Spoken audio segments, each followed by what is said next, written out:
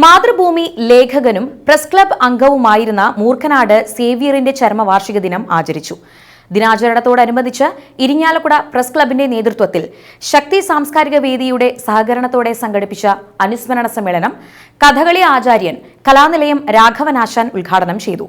Press club president Shobi K Paul അധ്യക്ഷത വഹിച്ച യോഗത്തിൽ ശക്തി സാംസ്കാരിക വേദി പ്രസിഡന്റ് ഉണ്ണികൃഷ്ണൻ കിഴുത്താണി അനുസ്മരണ പ്രഭാഷണം നടത്തി.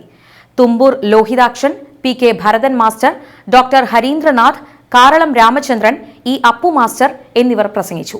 വി ആർ സുകുമാരൻ സ്വാഗതവും കെ കെ ചന്ദ്രൻ നന്ദിയും പറഞ്ഞു.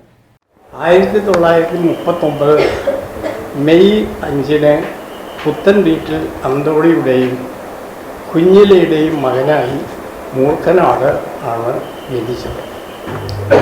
ഇവിടെ എല്ലാവർക്കും അറിയാം. ഇനി അതിന് പ്രത്യേകിച്ച് നമ്മൾ ഇന്ന സ്ഥലമൊന്നും പറയേണ്ട കാര്യം. ബാല്യകാലം ദുരിതം നിറഞ്ഞതായിരുന്നു. മൂർഖനാട് സ്കൂളിലായിരുന്നു പഠനം. ചെറുപ്പം മുതൽ കലാസാഹിത്യ പ്രവർത്തനങ്ങളിൽ താല്പര്യം. 7 പഠിക്കുമ്പോൾ മുതൽ സ്വന്തമായി കഥയും നാടകവും ഗാനങ്ങളും എഴുതിയിരുന്നു. പഠനത്തോടൊപ്പം പത്രരചനയായി.